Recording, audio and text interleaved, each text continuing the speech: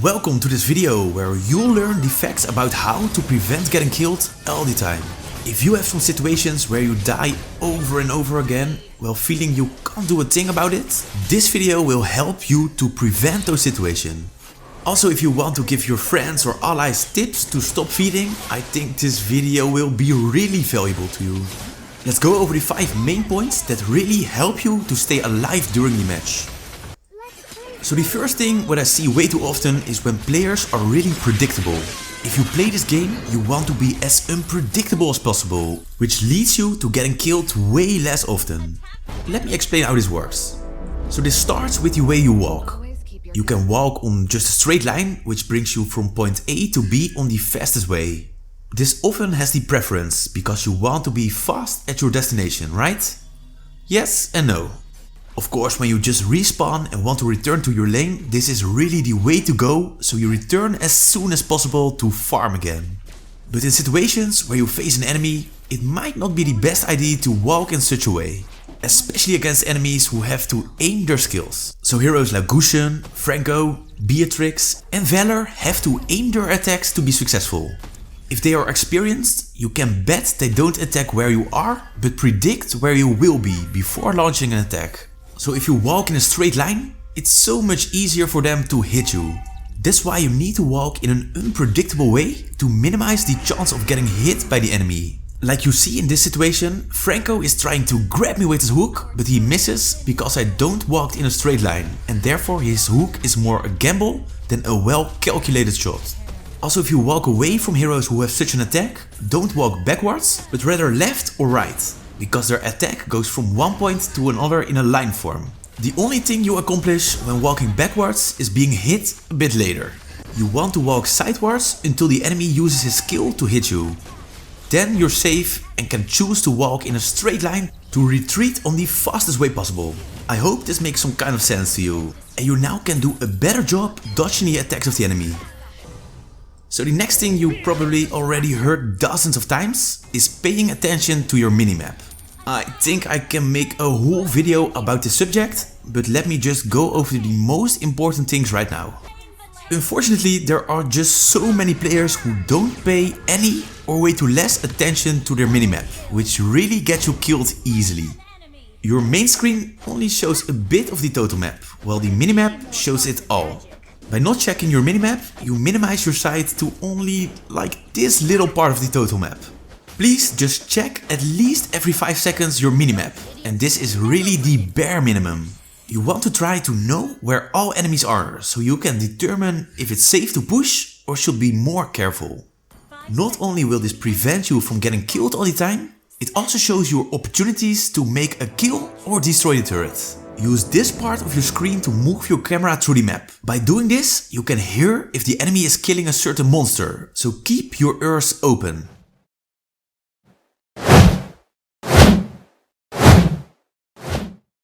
This is especially useful when you haven't located the enemy jungler, or when the enemy at your lane is missing and you're wondering if he's killing a jungle monster or waiting in a bush to attack you.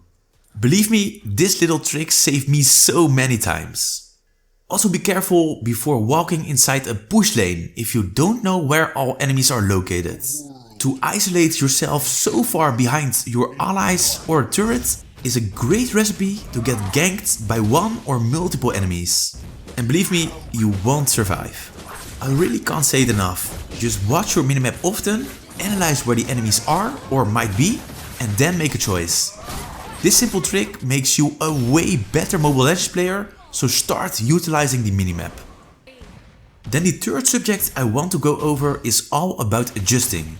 There are a few things you can adjust to getting killed way less often, and it starts with your hero. Since the start of this channel, I try to provide you information about which heroes are strong against each other. Your chance of winning is so much bigger when you adjust according to the heroes the enemy picks. For example, if the enemy has relative few CC skills, you can adjust a hero that is strong when enemy lack of CC skills, like Odette, Farsa or Irrital. When the enemy has heroes that don't deal really high damage, but rather multiple small damage, you can choose heroes who got strong defensive abilities like Basha, Grok or Belleric. Or maybe they choose heroes that only attack from a close distance, which make heroes like Cecilion, Leslie or Clint really powerful. What I try to say is that adjusting your pick can make a huge difference and it really helps to stay alive. Make sure you don't pick a hero who have a weakness which can be utilized by the enemy team. To go even further, you can also choose your items according to the heroes the enemy choose, or the items they pick. Even if the enemy picks a hero that counters you, items can help to protect you or your team better. For tank heroes this applies the most. You always want to have 3 builds available. Once against a balanced team, one against a team with a lot of physical damage heroes, and one against more magic based heroes. So you can pick the right build in the right situation. But also other heroes might benefit from this trick. If you match up against an annoying Veil, which wipes out your HP in one combo, the Athena shield will save your life.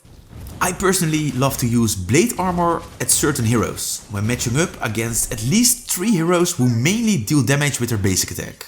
This item can help so much against such heroes, especially when you play a tanky hero or one that can recover HP really easily.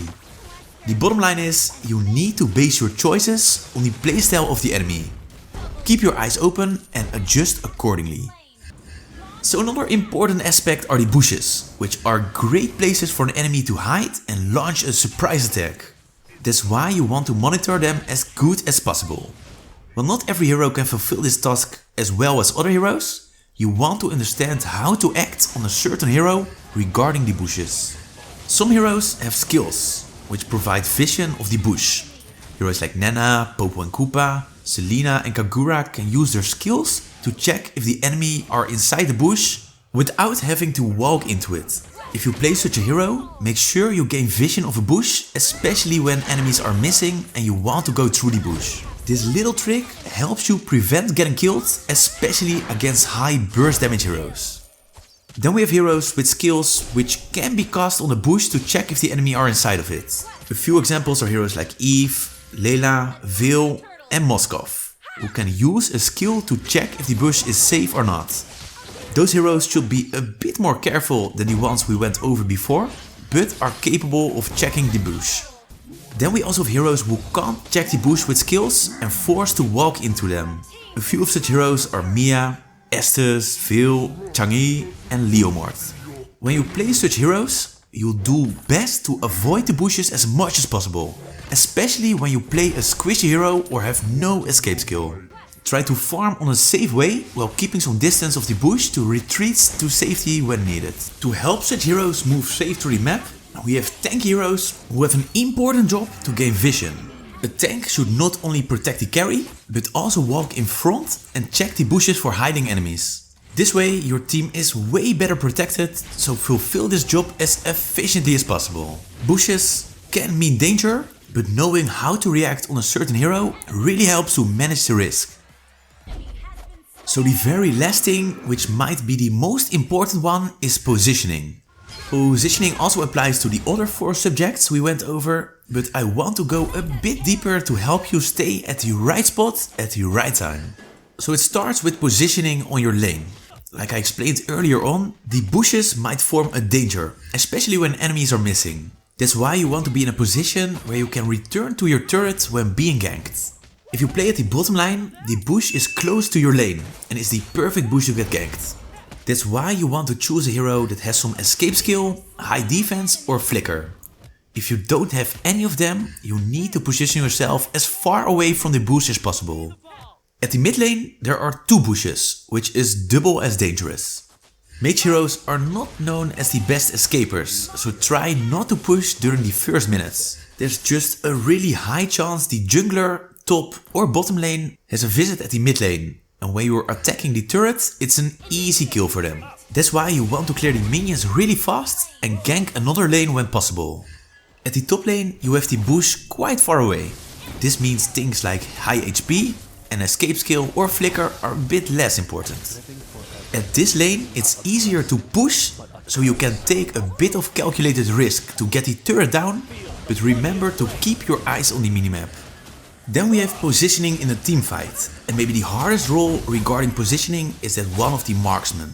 I see so often that a marksman walks way too far in front, being an easy target. It might be tempting to go in front to shoot the first enemy you see, but this often isn't the best strategy. A well-positioned team starts with the tank or sometimes the fighter in front. As a marksman, you don't want to focus those heroes, so just move back for your safety. As a mage, you can position yourself in the middle of the team, or close to the marksman, if the enemy has some dangerous assassin you can protect him from. The tank and fighter should be a bit in front of your team, where the tank should focus on protecting his allies instead of chasing the enemies. This also applies to the support, but you can move a bit more backwards, especially if you have a tanky fighter in your team. Then we have the assassin, who shouldn't be in the team but needs to move sidewards to try to reach the marksman or mage hero. If you position yourself well, it should be a lot easier to stay alive. Hopefully, this information helps you to improve your gameplay. If you have any suggestions for future videos or want to share your thoughts about this subject, just write a comment. As always, thank you for watching and I'll be seeing you again in the next guide.